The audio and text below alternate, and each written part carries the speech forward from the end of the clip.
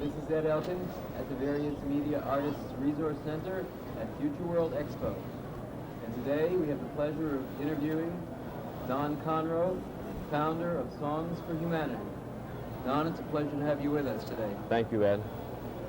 Would you care to tell us a little bit about Songs for Humanity and what you see your role here at Future World Expo and what the role you'd like to have in the future? Well, I feel that songs for a future world are things that are needed right now. And so we're asking for songs from everyone. If you have a song that will heal this planet, if you have a song that will lift humanity's spirit, those are the songs that we need, and those are the songs that we're promoting all over the planet. What's the history of Songs for Humanity? How did it get started? Where did you begin? And tell us a little bit about the stage you're at today. Well, in 1979, at the World Symposium on Humanity, we presented our first concert. And we asked every human being we could find, if they had a song in their heart, if they could sing it for humanity, would they do it? And our response was overwhelming. And in 1979, we put on about 55 artists on stage. And each of the songs were not commercial songs necessarily, but they were songs that really moved you because they wanted the whole world to hear what they thought about humanity and the future of humanity. What kinds of songs have been most important to you?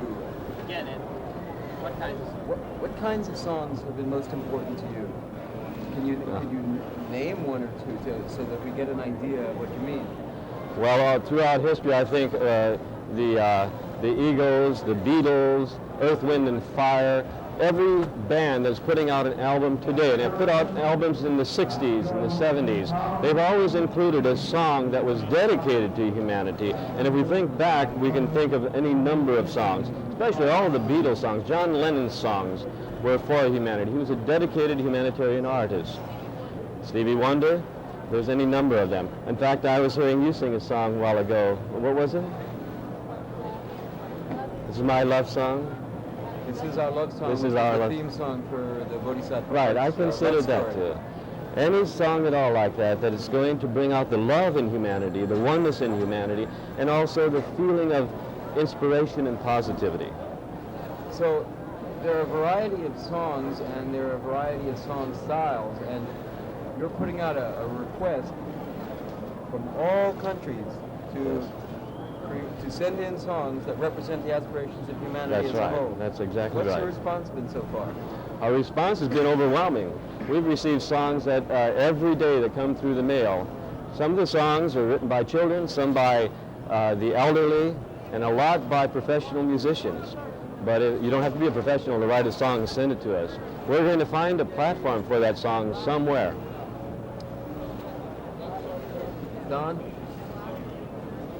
in the future, what do you see as the role of the media in communicating more widely the Songs for Humanity approach? I think we're establishing, and we're playing a part in the establishment of an alternative music market.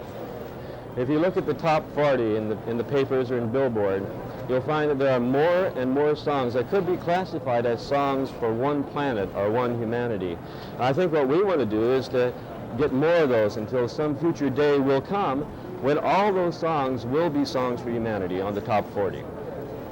And I understand that you have an upcoming concert that might be in Lebanon, so that there's a USO-style troupe going to be with the peacekeeping forces? Yes, and a wonderful artist for humanity by the name of Stephen Fisk, who's written a planetary anthem, is going to do some of his songs on it. And this will be a tremendous show, a 90-minute television special with the troops in Beirut. They're the peacekeeping troops there, and that'll be in July. That's wonderful. Now, one of the other aspects of Don Conreaux, aside from the fact that he's a yoga teacher, is that he plays Gong.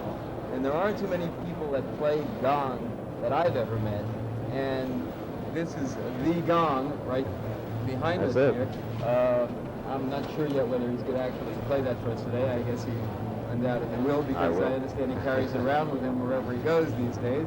That's what I took. Meditation. I took a vow at one time that I would carry this gong until the world is at peace and play it wherever I could. Robert Mueller once said that there was a day coming of world peace when the gongs and the bells would ring all over this planet. And so I thought, well, since I play the gong, I might as well start that off and encourage other people to purchase gongs and bells and ring them. And I'd like to play for you. Well, before you do that, maybe a little bit of the history is in order.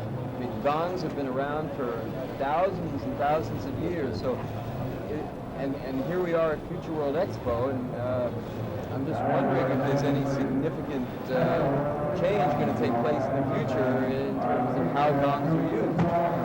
Maybe not.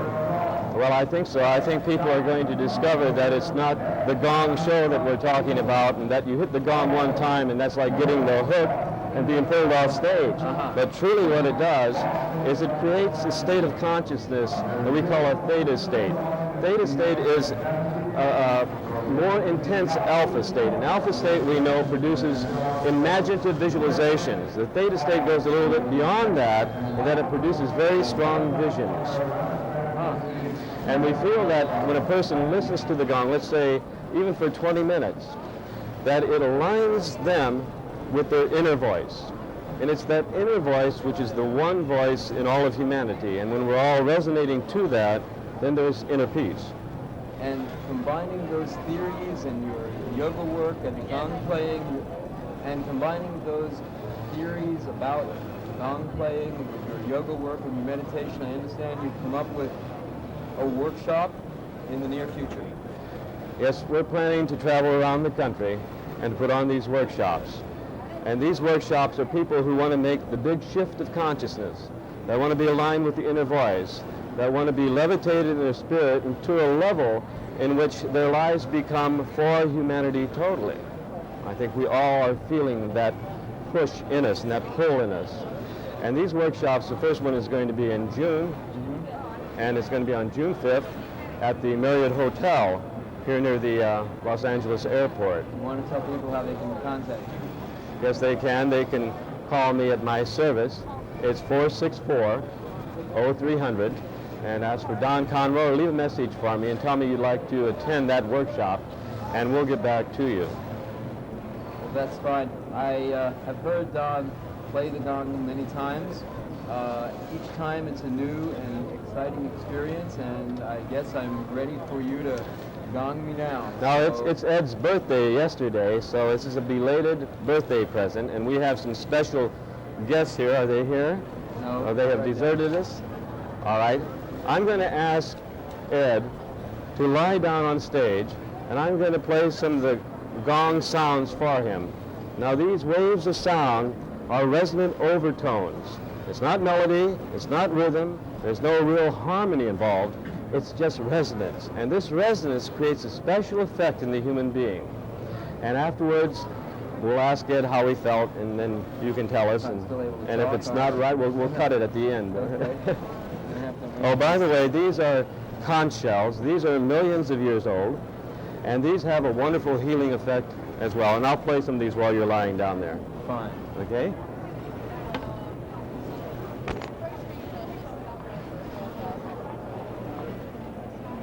Now, if you'll lie down, totally relax.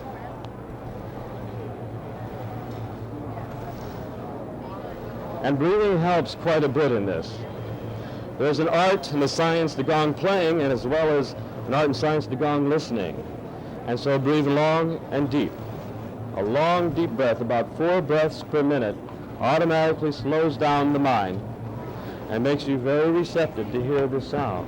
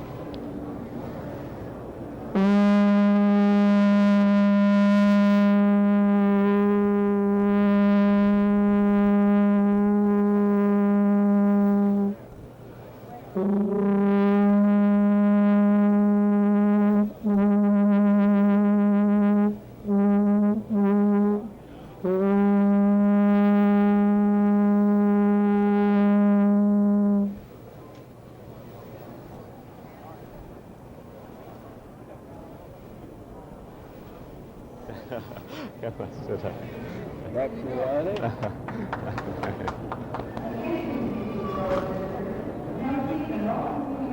All right. How do you feel? I feel wonderful. In a way, the context of Future World was on my mind, or in my system, where we had the vibration of Future World right here with us. And when we opened 4 days ago, we said, "Welcome to the future." And somehow the ancient vibration of the gong vibrating through my body created or led me to think that there is some connection between past and present and future. I mean, each of us here and everyone out there is living in their own future. This is the future that each of us thought about, planned for, dreamed of, created for ourselves some time ago. And vibration, sound is totally a means of putting us in touch with the part of ourselves that truly is timeless. And I guess that it's our spirit that is timeless. And experiencing the gong brings us to that awareness more clearly and more powerfully than perhaps any other system. Thank you. So, here's Peter Rosen, who created this incredible environment for us at various media, and Don Conreaux, founder of Songs for Humanity.